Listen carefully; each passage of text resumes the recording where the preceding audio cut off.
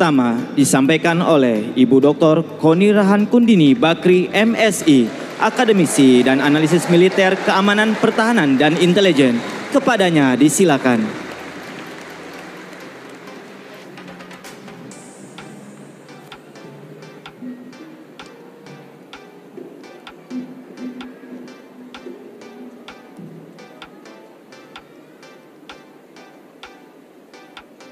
Assalamualaikum warahmatullahi wabarakatuh.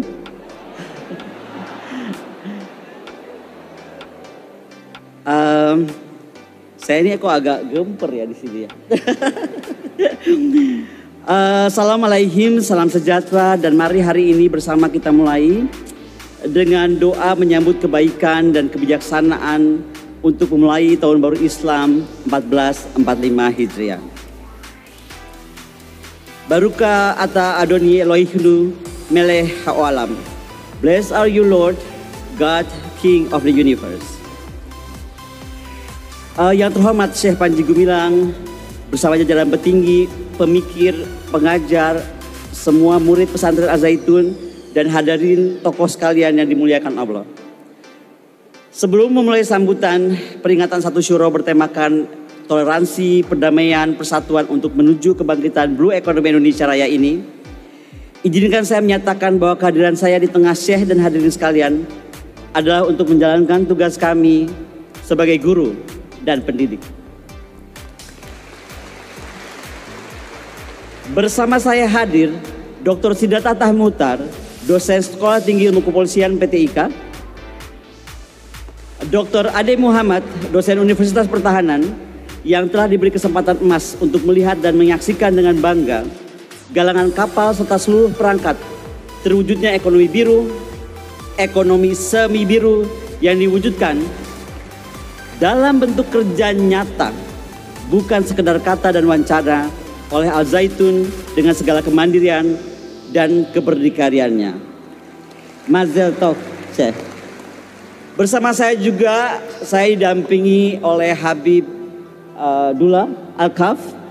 Beliau adalah pendamping dari guru saya, Abah Lutfi dari Pekalongan, yang kebetulan tidak bisa hadir pastinya karena juga ada acara di sana. Silakan berdiri, Pak Habib. Latar belakang saya yang dibesarkan dalam keluarga dengan percampuran agama yang begitu damai, dengan dasar pendidikan yang saya alami di masa kecil saya di Sekolah Dasar Jenderal Mustopo di Bandung. Kemudian kesempatan saya menyelesaikan penelitian pendidikan saya S3 di Tel Aviv dan Yerusalem, membuat saya demikian beruntung karena kemudian menjadikan saya hari ini seorang Koni Rahan Kundini Bakri yang hidup dalam alam pemikiran tidak selebar daun kelot. Meskipun belum mampu seluas Samudra Biru. Dan itulah mengapa saya berdiri di sini dengan hadirin dan pimpinan Al-Zaitun untuk sebenarnya turut belajar memetik pengetahuan dan kebijaksanaan yang bisa saya petik. Bukankah Nabi Muhammad pernah berkata, kita mampu dan harus mampu menimba ilmu hingga ke negeri Cina. Daripada saya pergi ke Beijing jauh-jauh, izinkan saya datang ke Indramayu dulu sajalah.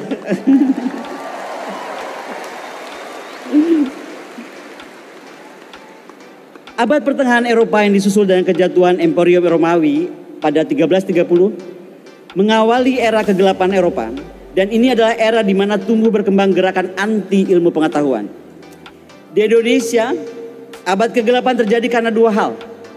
Ketika era kolonialisme dan kemudian kita memasuki era baru. Era sok pintar, sok paling tahu, dan sok paling benar di tengah-tengah abad smartphone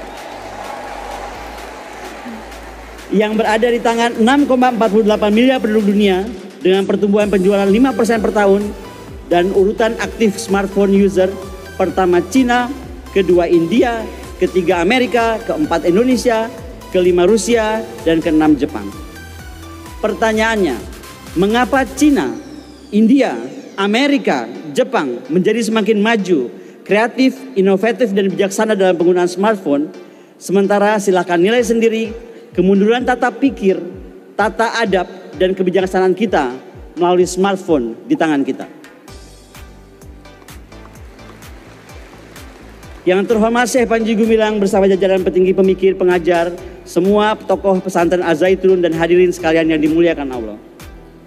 Pada awal ke-8 dimulai sebuah gerakan dari dunia Arab yang kala itu baru masuk pada era Bani Abbasiyah di abad 6 dan 7 sebelum Masehi dengan program dibiayai negara untuk translasi naskah-naskah Yunani kuno dengan gerakan Geraeko.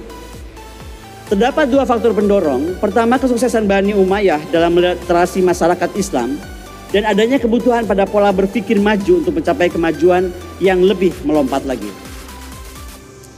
Hal ini didapatkan melalui pemahaman naskah-naskah dan arsip Yunani kuno, Socrates, Aristoteles, Plato, Pythagoras dan lainnya.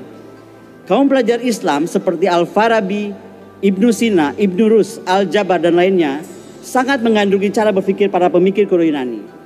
Bahkan mereka tidak segan mengakhiri mereka dan meyakini mereka sebagai pengikut Plato dan menamai diri mereka Neoplatonik. Banyak sajak lagu diciptakan dan pengetahuan diciptakan. Prinsipnya adalah satu. Manusia adalah binatang yang bertanya. Semakin banyak bertanya, maka dia akan semakin paham akan dunia, ilmu pengetahuan, dan akan semakin maju dan utuh menjadi manusia yang sebenar-benarnya. Pemahaman ini menjadikan dasar untuk mempertanyakan segalanya dan berusaha mendapatkan jawaban atas pertanyaan itu dengan 3 metode ilmiah. 1 burhan, 2 jadal, 3 katabah. Maka ketika kita asik bermain pada pertanyaan dan mencari jawaban, banyak karya ilmiah lahir. Ingatkah kita buku textbook kedokteran modern pertama dunia yang berjudul Qanun al-Fatib atau The Canon of Medicine? Ini disimpan di Paris saat ini bukan karena hal-hal gaib, tapi melainkan mengangkat semangat Iqra dari Al-Quran. Al-Quran memberi perintah untuk membaca, untuk dengan filsafat Yunani kuno yang memberikan pencerahan dan arah berpikir logis. Ibn Rus menciptakan ilmu kedokteran melalui riset panjang dan Iqra menjadikan pengamatan alam serta makhluknya. Maka hasilnya bukan saja kitab kedokteran, melainkan juga desain-desain rumah sakit yang kita kenal, yang kemudian ditiru oleh Raja Prancis Louis XIV dan kemudian diambil dari rumah sakit buatan Ibn Rushd di Ankara, Turki. Indonesia hari ini memiliki sebuah visi namanya Poros Maritim Dunia, merupakan visi Presiden Jokowi dengan sebuah game changer yang mampu menandai perubahan haluan pembangunan Indonesia menuju outward looking defense dan outward looking economic. Mampu mencapai keberdikarian dalam infrastruktur, teknologi maritim, dan dirgantara, di mana ambisi maritim ini bukan saja untuk memenuhi kepentingan nasional, tetapi juga untuk mencapai posisi sebagai negara poros dalam regional dan global. Di era smart world ini, dengan senjata smartphone yang digunakan oleh kita dengan cara-cara tidak smart, kita harus berani mengakui bahwa kita telah mengalami kekosongan intelektual dan kompleksitas rendah diri terkait pemikiran, kebijakan strategis, dan kita sekarang berhenti bicara tentang ideal military posture, fleet in being, command and control, bahkan mungkin lupa bagaimana caranya kita menguasai laut. Hal di atas adalah kecacatan yang tidak membuat saja Indonesia kehilangan tradisi strategis dan implikasinya, tapi juga berdampak magnitud pada isu ekonomi biru, pertahanan, serta isu kebijakan luar negeri di tingkat regional dan global. Mengapa momen 1 Suro ini menjadi momentum penting bagi saya dan kita semua untuk berefleksi diri dengan harapan akan diikuti oleh banyak manusia Indonesia lainnya? Sejarah dapat menjadi referensi untuk meningkatkan perencanaan dan pelaksanaan masa depan. Bagaimana menggunakan perspektif sejarah untuk menyusun strategi maritim berbasis kontrol dan penguasaan ekonomi seperti yang dilakukan oleh Al-Zaitun agar mampu dengan jelas mengidentifikasi bagaimana menyempurnakan kebijakan dan strategi mencapai kepentingan nasional kita.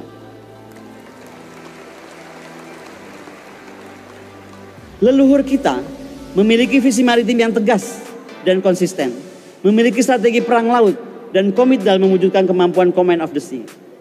Rainha de Jepara, Ratu Kalinyamat, adalah musuh yang dihormati Portugis karena armada perangnya dan pemerintahannya mampu mendukung industri galangan kapal.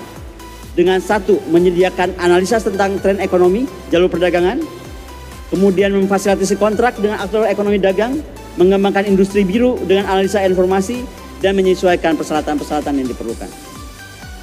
Kejayaan kerajaan Gowa yang berlangsung dari zaman Raja Gowa Karaeng Tumaparasi Kalona hingga zaman Raja Gowa Sultan Hasanuddin di tahun 1669 menjadi kerajaan maritim besar selama 149 tahun.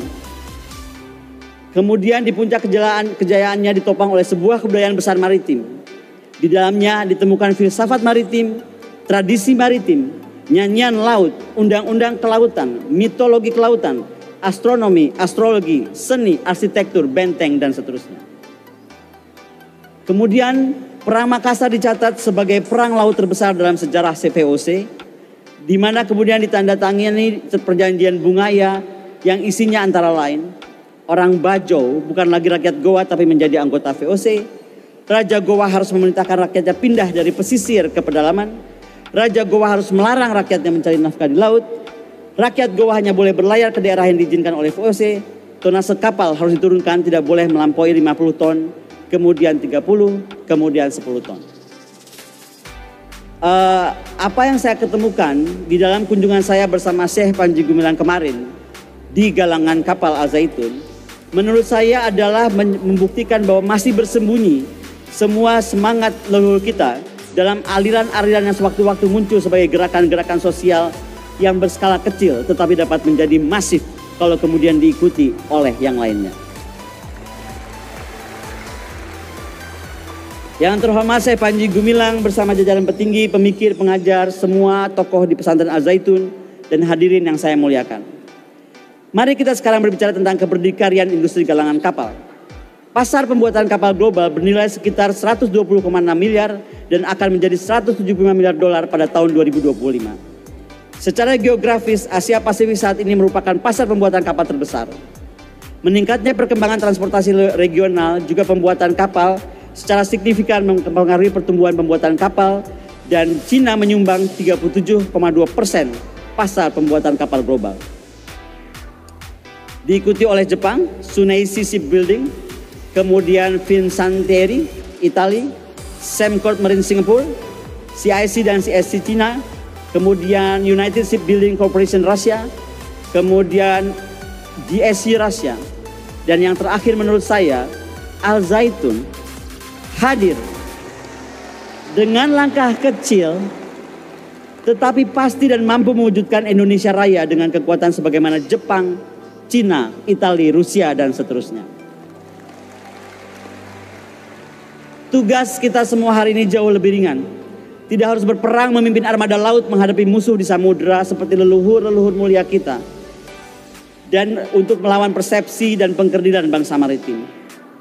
Mari kita sekarang melawan hal itu dengan mengembalikan marwah leluhur dan mewujudkan kedikdayaan Indonesia sebagai negara poros maritim dunia. We need the maritime doer, so enough maritime talker. Sekali lagi hormat saya untuk Syekh Panji yang telah dengan demikian mandiri dan berdikari melahirkan kapal-kapal 1, 2, 3, ratusan jutaan dan seterusnya. Membangun secara nyata kekuatan maritim mencakup aspek keberdikarian dalam politik, ekonomi, teknologi, sosial, budaya, keamanan, pertahanan sesuai poros maritim dengan sehormat-hormatnya telah dan dimulai dilakukan oleh Al Zaitun. Ibn Rus, Ibn Sina, Al-Jabar dan lainnya mengantarkan umat Islam pada era keemasan melalui cara non-perang, apalagi perang agama, tetapi melalui pencapaian ilmu pengetahuan yang dikombinasikan dengan perdagangan. Maka saya bersama tim dari Jakarta dan dari Pekalongan yang hadir kemarin di galangan kapal atas perintah dan restu Kepala Staf Angkatan Laut dan Panglima TNI, demikian berbesar hati melihat kembali adanya neoplatonik dari masyarakat Islam kembali lahir di bumi Indonesia, di debur ombak pantai Indramayu, di tengah rindang kebun sayur dan peternakan damai Al Zaitun. Toda Raba, terima kasih. Assalamualaikum warahmatullahi wabarakatuh.